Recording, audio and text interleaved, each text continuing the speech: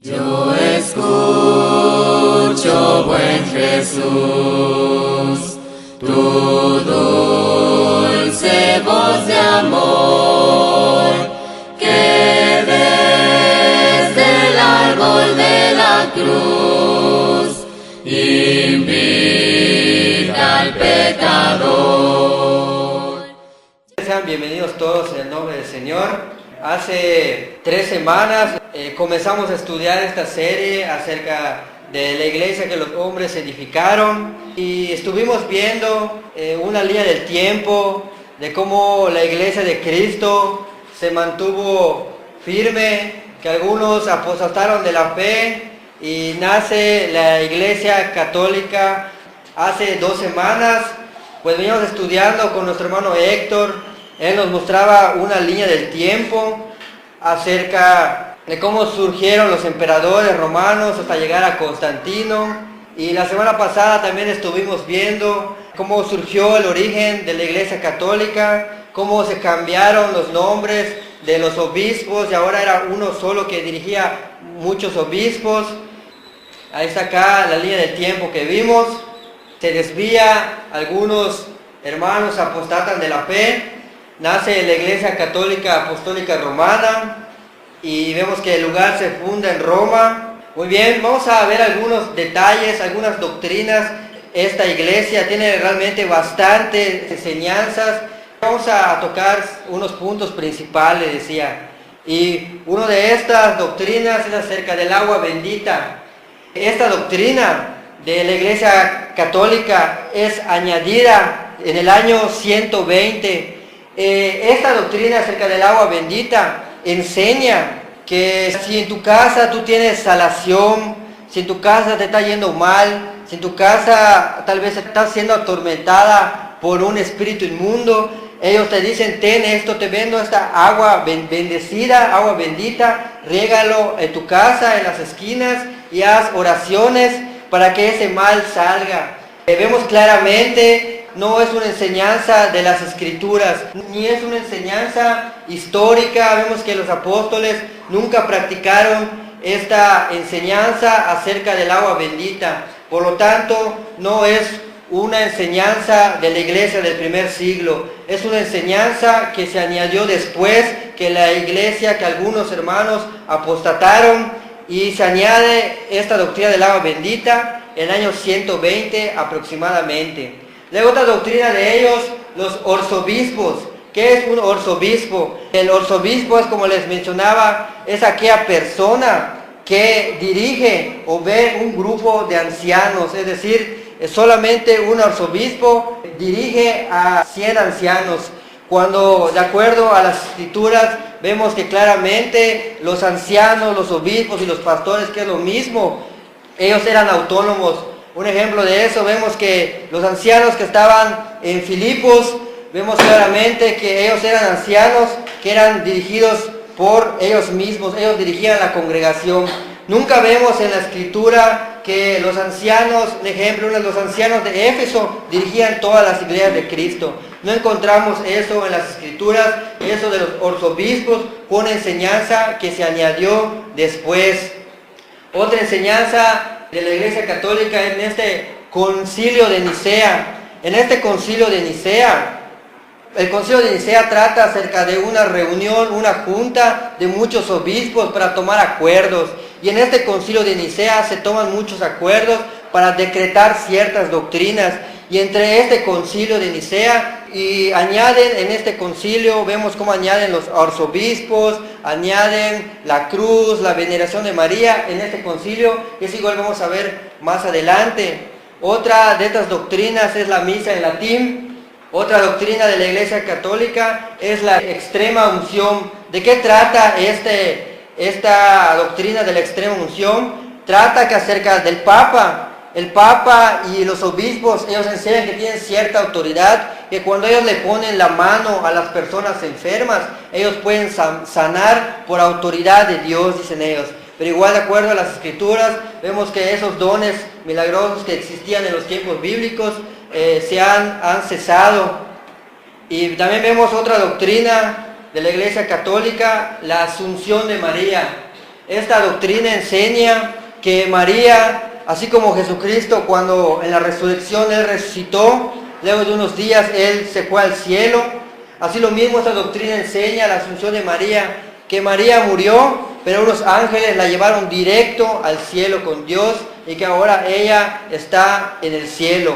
Esa doctrina nace en el año 1900 aproximadamente, la asunción de María. Cuando si uno es estudioso, si uno va a la historia, puede darse cuenta que aún los restos de María se encuentran en Éfeso, que es donde ella murió, y ahí se encuentra su tumba aún. Y otra doctrina de ellos, de la Iglesia Católica, es el purgatorio. ¿Quién ha escuchado esto del purgatorio? Hemos escuchado mucho que ellos hablan esta doctrina acerca del purgatorio, que cuando uno muere se va a un lugar intermedio, a ese lugar intermedio donde tiene que ser purificado para que ya de ahí luego vaya al cielo. Y es igual vamos a estar viendo un poco de esta doctrina más adelante, de dónde nace esta enseñanza. Otra es la música instrumental. Nosotros sabemos que la Iglesia de Cristo, a través de las Sagradas Escrituras, la Iglesia del primer siglo, nunca adoró a Dios con instrumentos musicales. Vamos a ver igual quién fue la primera persona que añade los instrumentos musicales en la Iglesia. Entonces vemos que la música instrumental es añadido después, porque la Iglesia del primer siglo, de acuerdo a la Biblia y de acuerdo a la historia, nunca adoró con instrumentos musicales. Aún ellos tenían los instrumentos musicales, sí, pero ellos rehusaron a no usar los instrumentos musicales. Bueno, esto fue igual una doctrina añadido después. Con base a todo eso, como las muchas denominaciones salen de la Iglesia Católica luego de la Reforma, ellos pues utilizan la música instrumental. Más adelante les voy a mostrar un videíto de 3 minutos igual para que podamos verlo. Otra doctrina de ellos es la transubstanciación. Otra doctrina de ellos es el celibato. El celibato es aquella doctrina que viene de la palabra que uno es célibe, es decir, que no se casa, que porque está consagrado a Dios. Y vemos que el Papa practica el celibato, los obispos practican el celibato, los sacerdotes. Luego vamos a estar tocando, o igual vamos a estar viendo un poco más específico este tema acerca del celibato. Nosotros conocemos las confesiones auriculares, es decir, incluso en esta Semana Santa que ellos le llaman, uno tiene que ir a la parroquia, como le llaman ellos, e ir a confesar lo malo que ellos hicieron. Y aquel sacerdote escucha, él le dice que rece 115 Aves Marías y luego sus pecados son perdonados. Todas estas enseñanzas, todas estas doctrinas, todo eso la Iglesia del primer siglo nunca lo practicó porque fueron añadidas después. Otra doctrina es la doctrina del rociamiento. Ellos enseñan que en el bautismo a los bebés se les puede rociar con agua y ya ellos están bautizados. Cuando la Biblia igual nos enseña que la palabra correcta es sumergir. ¿Cuál es el bautismo verdadero? Sumersión. Igual le voy a estar mostrando un video de 3 minutos igual. Y todavía tiene más doctrinas. La infalibilidad del Papa. Dicen que en esta ocasión pues el Papa no puede fallar porque es un enviado de Dios. Es un enviado de Dios, es el sumo pontífice, es el vicario de Cristo. Pero vemos que realmente eso es una total herejía, porque al decir sumo pontífice, esta da a entender que es el sumo sacerdote, y el sumo sacerdote, de acuerdo a la carta a los hebreos, es Jesucristo, y ellos llaman al Papa vicario de Cristo. Vicario quiere dar a entender que es representante de Dios en la tierra. Y igual, de acuerdo a las Escrituras, el representante de Dios en la tierra es el Espíritu Santo. Igual vamos más adelante ver los textos. Y la oración, la adoración a los santos e imágenes, igual conocemos esto. Nosotros como ellos adoran a estas imágenes hechos de barro, hechos de oro y hechos de plata. Ellos enseñan que no lo adoran, sino que lo veneran. Igual vamos a estar tocando esa palabra, venerar. Otro, el bautismo de infantes y el pecado original. Dice ellos que los niños nacen con pecado, el pecado de Adán, y citan un salmo de David que dice: en pecado me concedió mi madre. y ellos dicen que pues el bebé nace con pecado. Igual vamos a estar destruyendo ese argumento conforme vayamos avanzando. Y otro, el rosario y la cruz. La cruz, ellos que han llegado a un punto incluso de adorar incluso la cruz, pegarla y decirle que la cruz es bendecida, aunque en realidad la cruz es una visión supuestamente que tuvo Constantino. El rosario igual para hacer oración, el rosario tiene un punto más ocultista. Muy bien, pues aquí está un cuadro, ese cuadro se los mostraba anteriormente y vemos los años, todos los años en que se fueron añadiendo estas doctrinas. Nosotros podemos ver el agua bendita que se añadió en el año 120, arzobispos nace en el año 150, el concilio de Nicea en el año 325, la misa en latín, ahí vemos el año, la asunción de María, el año 1950, la extrema unción, el purgatorio, el primer papa, se añade la música instrumental, el celibato, la transustanciación, las indulgencias, las confesiones auriculares, el rociamiento, la infalibilidad del Papa y un montón de doctrinas que ellos tienen. Vemos claramente cómo después se añadieron esas doctrinas que no son enseñanzas bíblicas, no es la doctrina de Cristo. Todas estas fueron añadidas después. Hoy vamos a estar haciendo un resumen de todas estas doctrinas, pero hemos de agarrar los puntos más importantes.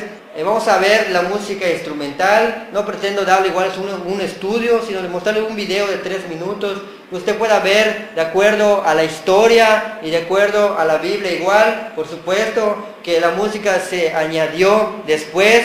Igual vamos a estar explicando un poco del purgatorio, el rociamiento, la devoción de la Virgen María, el bautismo de infantes y el pecado original y el celibato. Recuerde, estos 6 puntos vamos a estar tocando hoy, esos 6 puntos. Bueno, voy a mostrarles un video acerca de la música instrumental. Igual no pretendo, como les digo anteriormente, no pretendo darles un estudio de la música instrumental, sino solamente que veamos la historia de cómo esto sucedió. Tarda 3 minutos, vamos a poner atención. La palabra de Cristo more en abundancia en vosotros, enseñándoos y exhortándoos unos a otros en toda sabiduría, cantando con gracia en vuestros corazones al Señor, con salmos e himnos y cánticos espirituales. No se introdujo la música instrumental hasta el 7º siglo DC. Los escritos de los así llamados padres de la Iglesia no indican que se haya introducido la música instrumental en los primeros siglos de la existencia de la adoración cristiana. Pudo haber algunos individuos que hablaban acerca de esto, pero el uso de la música instrumental en la adoración a Dios nunca fue una práctica aceptada durante los primeros 4 o 5 siglos de la Iglesia. En el siglo X se la aceptó como una parte de la adoración cristiana. Los instrumentos causaron tal división en ese tiempo que la Iglesia Ortodoxa Oriental nunca pudo aceptarlos y todavía no los acepta. Cuando se introdujo gradualmente el uso de instrumentos musicales en los servicios de adoración de varias denominaciones, hubo predicadores prominentes en las denominaciones que se opusieron a su uso. Cuando llegó la Reforma protestante en el siglo XVI, incluso algunos de los más grandes reformadores, como Juan Calvino, John Wesley y Martín Lutero, se opusieron agresivamente al uso de la música instrumental en la adoración. Estimo y admiro la música como ciencia, pero abomino y aborrezco los instrumentos musicales en la casa de Dios. Este es un abuso de la música. Y aquí yo registro mi protesta en contra de tales corrupciones en la adoración del autor del cristianismo. No tengo inconveniente con los instrumentos musicales en nuestras capillas, siempre y cuando no se oigan o vean. Aunque ciertamente es digno mencionar que varios eruditos antiguos condenaron el uso de los instrumentos musicales en la adoración, es más importante señalar que el Nuevo Testamento no autoriza su uso en ningún lugar. De hecho, en Efesios 5:19 aprendemos que la palabra salmos, que se usó para traducir la palabra salo, significa literalmente cantar en forma exclusiva. Esa es la manera exacta en que Walter Bauer la tradujo en su reconocido diccionario griego. Cuando Dios dio el mandamiento específico a cantar, eso excluyó automáticamente todos los otros tipos de música. La razón por la que no usamos instrumentos musicales es porque no se autoriza. Que la palabra de Dios es verdad. Por tanto, debemos adorar a Dios según la verdad, según la palabra de Dios. ¿Está usted adorando a Dios según la verdad? Vemos claramente, de acuerdo a la historia, explicaba este señor, incluso él es miembro de la Iglesia de Cristo, es nuestro hermano. Él enseñaba, él muestra que a través de la historia la música instrumental no se añadió hasta el siglo VI, VII, incluso eso fue igual una gran parte para que la Iglesia católica se dividiera y naciera la Iglesia ortodoxa. Entonces vemos claramente que la música instrumental nunca se utilizó, nunca usaron instrumentos musicales nuestros primeros hermanos. Eso fue algo que se añadió después. Y vamos a leer un poco, vamos a leer quién fue la persona que añadió los instrumentos musicales. Dice, la Enciclopedia de Londres, volumen 15, página 280, es un artículo de música. Dice lo siguiente, que el Papa Vitaliano en el año 658 introdujo el órgano en las iglesias romanas para acompañar a los cantores. Y en el año 682, León II reformó los himnos y los cánticos, es decir, los salmos, acomodando la entonación de los instrumentos a la letra, a la manera en que son cantados hasta el día de hoy. La historia bíblica nos muestra claramente que la Iglesia del Nuevo Testamento nunca usó instrumentos musicales para adorar a Dios. Entonces nos queda claro que vemos que la música instrumental se añade después por el Papa Vitaliano en el año 658. En el año 682 se reforman los himnos y cánticos, los salmos, se le añaden con piano y todo eso de los órganos. Entonces vemos claramente cómo fue este señor, el Papa Vitaliano, quien introdujo el órgano en la iglesia romana. Este fue el primer personaje hizo esto en la historia, pero en sí la doctrina de Cristo, la enseñanza del Nuevo Testamento, vemos claramente que nunca se usó instrumentos musicales. Otra doctrina de ellos es la doctrina del purgatorio. La doctrina del purgatorio dice lo siguiente: es un estado transitorio de purificación y expiación donde después de la muerte, las personas que han muerto sin pecado mortal, pero que han cometido pecados leves, no perdonados o graves, ya perdonados en vida, pero sin satisfacción de parte del creyente, tienen que purificarse de esas manchas a causa de la pena temporal contraída para poder acceder al cielo. En otras palabras, el purgatorio es un lado intermedio. Ellos enseñan esto, que cuando uno muere va a un lugar intermedio en el cual necesita ser purificado para que ya de allí, como dice un católico, pague ya todas sus deudas y entra directo al cielo. Pero vamos a ver un poco acerca de qué dice la Biblia acerca de esto. La Biblia nos enseña en Hebreos capítulo 9, verso 27, está establecido para los hombres que mueran una sola vez y después de esto juicio. La Biblia, las Sagradas Escrituras nos enseñan que no hay un lado intermedio, que después que una persona muere no existe un lado intermedio. También vemos Apocalipsis 20:15, y el que no se halló escrito en el libro de la vida fue lanzado al lago de fuego. Y otro texto, Lucas 16:19 en adelante, conocido mucho por nosotros, el relato del rico y Lázaro. En esta narración que hace Jesús, vemos claramente que no vemos un lado intermedio, vemos claramente cómo el rico fue llevado al lugar de tormento y vemos cómo Lázaro fue llevado a un lugar de descanso, conocido también como el seno de Abraham. En ningún lado de la escritura tú vas a encontrar que hay un lado intermedio. Esta fue una doctrina inventada por la Iglesia Católica y vamos a ver igual quién fue la persona que cristianizó, porque este purgatorio es una doctrina pagana. La Biblia nos enseña en 1 de Pedro capítulo 1 verso 22 que habiendo purificado vuestras almas por la obediencia a la verdad del Evangelio mediante el Espíritu. Y aquí dice que el purgatorio tienen que purificar de esas manchas, cuando realmente el Señor Jesús ya ha purificado vuestras almas por la obediencia a la verdad, es decir, el Evangelio. Entonces vemos claramente cómo la Escritura contradice la enseñanza de lo que estas personas enseñan. Vamos a ver un poco acerca del origen del purgatorio. Esta es una filosofía y mitología griega. En otras palabras, es paganismo.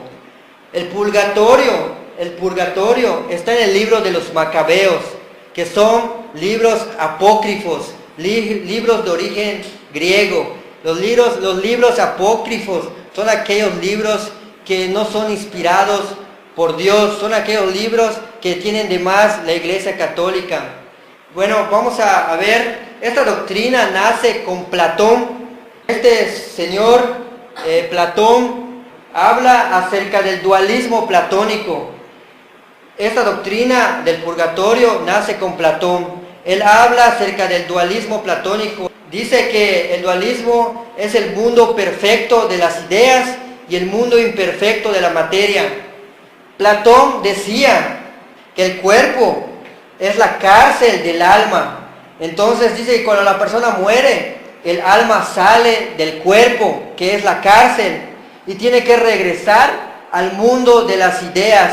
Pero si la materia, que es el cuerpo, es decir, la cárcel, ya se contaminó, tiene que ser purificada. Entonces, de ahí nace la doctrina del purgatorio. ¿Por qué? Porque este señor enseñaba esto que les acabo de mencionar, el mundo de las ideas, que el cuerpo es la cárcel del alma. El ser humano muere, el alma sale y regresa al mundo de las ideas.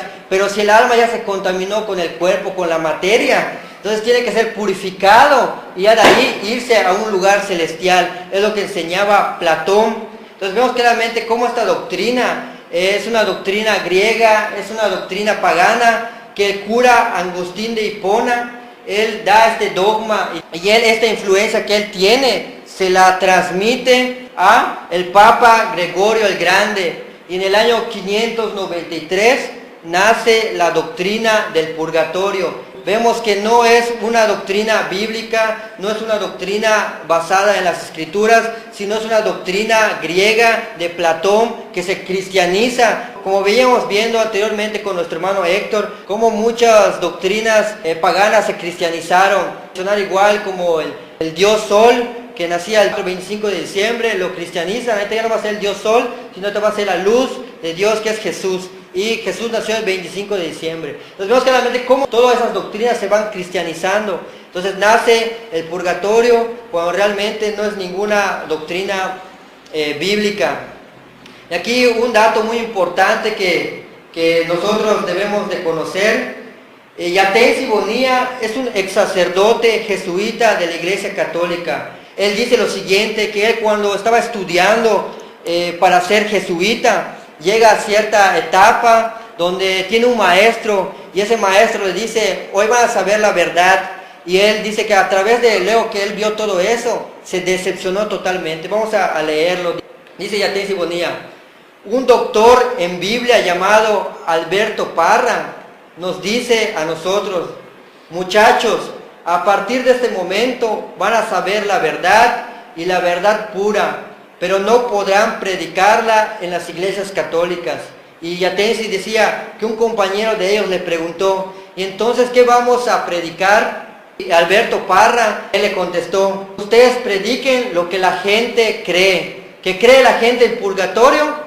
Prediquen el purgatorio. ¿Que creen en agua bendita? Prediquen agua bendita. Y dice él que cuando él llegó a eso y se dio cuenta, porque este Alberto Parra dice, en esta lección vamos a ver la verdad y pura verdad, pero no lo van a poder enseñar. Dice él, cuando llega a esa etapa, él dice que se decepciona totalmente y él empieza a mencionar todo lo que le han enseñado es pura tradición y mentira y no es de acuerdo a las Escrituras. Y si decepciona totalmente, luego de unos años él se sale del catolicismo romano. Es un dato muy importante. Él es Yatensi Bonilla, este ex sacerdote jesuita, papirólogo y maestro en griego. Y otra doctrina, igual pasando rápidamente, es la doctrina del rociamiento, el bautismo de infantes y el pecado original. Luego vamos a ver este video. No obstante, hoy existen muchas iglesias que han adoptado las prácticas de rociamiento y derramamiento de agua como una forma de bautismo, pero esas prácticas no están conectadas al bautismo en ningún lugar del Nuevo Testamento. No es una parte del cristianismo auténtico rociar o derramar agua sobre alguien como una forma de bautismo. En el lenguaje griego, el lenguaje en que el Nuevo Testamento se escribió originalmente, existían palabras para rociar o verter agua. La palabra para rociamiento es raino, y se usaba para describir el rociamiento de sangre en un sacrificio. La palabra para derramamiento es cheo. Aunque los escritores del Nuevo Testamento disponían de ambas palabras, estas nunca se usaron en el Nuevo Testamento en conexión al bautismo. La única palabra que se usa en conexión al bautismo es bautisma, la cual tiene una raíz que significa sumergir, zambullir o hundir. Entonces, ¿quién debería ser bautizado? La persona que cree al Evangelio y se arrepiente del pecado. Pero adicionalmente, aprendemos que los que pueden ser bautizados son los que han confesado. A cualquiera, pues, que me confiese delante de los hombres, yo también le confesaré delante de mi Padre que está en los cielos. Ahora pongamos todo esto junto: la enseñanza, la creencia, el arrepentimiento y confiesa. Así que, ¿quién debería ser bautizado? ¿El pecador que está fuera de Cristo? ¿Quien es enseñado, cree, se arrepiente y confiesa? ¿Pero qué hay del bautismo de bebés? ¿Es correcto o necesario bautizarlos? No es necesario bautizar a los bebés, ni tampoco es escritural. El bautismo es para los que pueden oír la palabra de Dios, creerla, entenderla y obedecerla. Jesús dijo: el que creyere y fuere bautizado será salvo. No solamente eso, los bebés no están perdidos. Ellos son salvos, como Jesús dijo en Mateo 18:3, cuando declaró que debemos volvernos como niños pequeños que tienen las características de aquellos que son parte del reino de Dios. Los bebés no están perdidos y no necesitan ser bautizados. Ellos no entienden el significado del bautismo. El bautismo es para los que son responsables y maduros y tienen la habilidad de entender y actuar basados en el libre albedrío. La única razón por la cual se necesitaría bautizar a un bebé sería si el bebé necesitara el perdón de los pecados.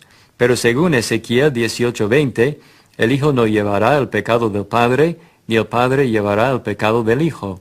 Deuteronomio 24:16 establece el principio que cada hombre será condenado a muerte por sus propios pecados. Los bebés no han transgredido la ley de Dios. Por ende, los bebés no necesitan ser bautizados, ya que no han pecado, y no califican para el bautismo, ya que no han creído.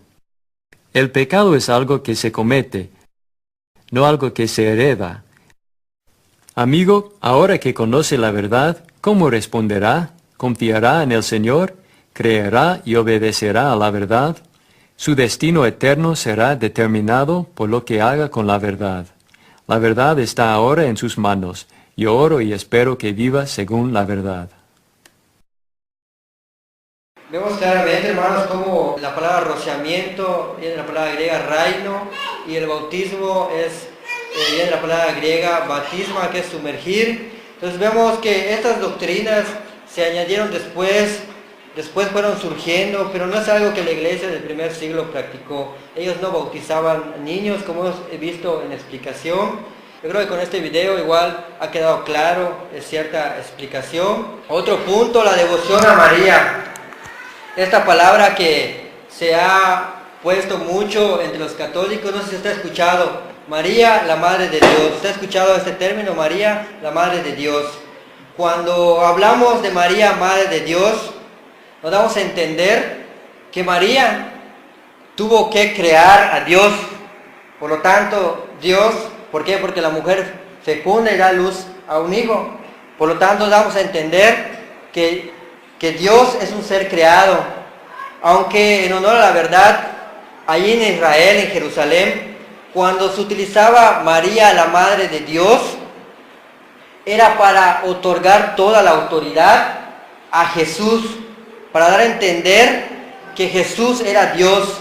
pero nunca se le fue dada la autoridad que los católicos le giraron a María para referirse, como ellos dicen, María la Madre de Dios, por lo tanto se le da la autoridad a María. Es una herejía. Ellos dicen que María nace sin pecado. A base de que María nace sin pecado, nace la doctrina de la asunción de María. Y es lo que les mencionaba, que María fue directo al cielo, fue arrebatada directo al cielo. Y aunque los católicos no quieran reconocer esto, ellos adoran a María. Ellos siempre dicen, no adoramos a María, sino la veneramos. Y la veneración a María surge en el Concilio de Trento, en el año 1545. Surge esta doctrina donde dicen, vamos a venerar a María. Pero algo muy importante, hermanos, que nosotros debemos de saber, y esto lo debemos de conocer igual bien, la palabra veneración viene del latín venerati, pero la palabra venerati es una palabra arrastrada del hebreo que significa Hoshana, y Hoshana significa sálvanos ya. Entonces, aunque el católico no quiera reconocer que realmente ellos dicen, no veneramos a María, aunque ellos no lo quieran reconocer, realmente ellos adoran a María indirectamente, porque la palabra veneración viene de la palabra hebrea Hoshana, que significa sálvanos ya. Y aunque ellos no quieran, aunque ellos digan, no es cierto, solo la respetamos. En aquella ocasión, yo hablando con uno de ellos dicen, no, ¿acaso no dice la Biblia, honra a tu padre y a tu madre? Entonces es lo que nosotros hacemos, honrar a María. Y una explicación que le dimos a aquella persona, apologista católico, es que la palabra honra a tu padre y a tu madre, en la interpretación judía en el cual se escribió, cual el apóstol Pablo hace referencia, honrar padre y madre significaba, cuando el hijo ya quede grande, debe atender, debe cuidar, debe darle sustento al padre, así como el padre cuando el hijo estaba chico lo ayudó, lo sustentó. Así lo mismo la palabra honra a tu padre y a tu madre hace referencia a que cuando el hijo quede grande lo debe cuidar, lo debe atender, le debe dar los alimentos necesarios. A eso hace referencia el texto de honra a tu padre y a tu madre. Y el judío sabe claramente que si venera a su padre, como ellos dicen, es idolatría, y el judío sabe claramente que la idolatría Dios lo condena. Destruyendo este argumento, la veneración, la palabra veneración es adoración igual, viene de la palabra hebrea, que significa sálvanos ya. Y aunque ellos no quieran reconocer eso, realmente ellos están adorando a María. Cuando la Biblia enseña en Mateo capítulo 4, verso 10, Jesús hablando con Satanás le dice, al Señor tu Dios adorarás y solamente a Él servirás. Nos vemos claramente cómo esas doctrinas surgen, van surgiendo. Y otro juego de palabras que ellos tienen, Santa María, Madre de Dios, ruega por nosotros los pecadores, ruega por nosotros los pecadores, ahora y en nuestra hora de nuestra muerte, amén. Luego, Dios te salve María, llena eres de gracia, el Señor es contigo. Entonces, es un juego de palabras. Entonces, ¿quién salva a quién? Dice, ruega por nosotros los pecadores, y luego dice, Dios te salve María. Entonces, realmente hasta en esta oración está mal. Dice, si es llena de gracia, entonces ¿por qué no salva? La Biblia enseña que por gracia somos salvos. Entonces, toda esa oración está mal, esta oración. Incluso la Biblia enseña en Lucas 1:46, misma María da cierta frase y dice, engrandece mi alma, Señor, y hace referencia a Jesús como su Salvador. Entonces, María no es una intercesora. La Biblia nos enseña que el único intercesor es Jesucristo. Y otro que ellos dicen, no sé si ha escuchado esto, si alguna vez ha hablado con un católico, ellos les dicen, ustedes los protestantes, dicen, tienen padre, pero no tienen madre. Qué triste, tienen padre, pero no tienen madre. Y María, dice ellos, es la madre de todos los creyentes. En aquella ocasión llega un apologista ahí en la casa y dice esta frase, ustedes los protestantes, dicen, qué triste, tienen padre Dios, pero no tienen madre, por lo tanto ustedes son huérfanos, me decía esa persona. Y yo le contestaba, si nos ponemos a jugar así, le digo, vamos a ver quién está equivocado, porque de acuerdo a las escrituras, le dije, vamos a ver quién es nuestra madre. Y te invito a que vayamos a Gálatas capítulo 4, vamos a Gálatas capítulo 4, verso 26. Invito a un hermano que por favor le pueda dar lectura, hermano o hermana. Ya estamos igual por concluir. Gálatas capítulo 4, verso 26. Mas la Jerusalén de arriba, la cual es madre de todos nosotros, es libre. Amén. Personas, si nos ponemos a jugar si tenemos madre o no madre, de acuerdo a la escritura, dice que la madre de todos nosotros es la nueva Jerusalén y no es María, yo le decía, y nuestro Padre, le digo, es Dios Padre, le digo, y no es el Papa Francisco, le decía. Ya leo que él leyó ese texto, tuvimos otro diálogo acerca de esto, pero la escritura eso es lo que nos enseña, que si nos ponemos a jugar así como le decía él, entonces nuestra madre no es la Virgen María, sino es la nueva Jerusalén, y este señor ya se quedaba sin palabras. Otra doctrina igual acerca de esto es el celibato, la doctrina del celibato, y ya con esto vamos a dar por concluido el tema. El celibato se refiere al estado de aquellos que no se casan o que no tienen una pareja sexual. Un soltero puede ser llamado célibe, sin embargo el concepto ha adquirido un sentido de opción de vida. Por lo general se entiende como célibe aquel que no quiere casarse y prefiere la soltería de manera permanente. Los sacerdotes son célibes, los obispos son célibes y los papas son célibes. El celibato no es una doctrina bíblica y este apologista católico me decía, sí, porque el apóstol Pablo fue célibe, practicó el celibato.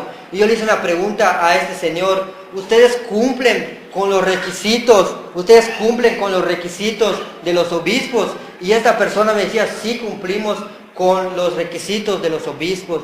Y le digo, pues usted miente. ¿Por qué? Me dice, porque le digo, 1 Timoteo capítulo 3, verso 1 y 2, dice que el obispo debe ser marido de una sola mujer y debe tener hijos bajo sujeción.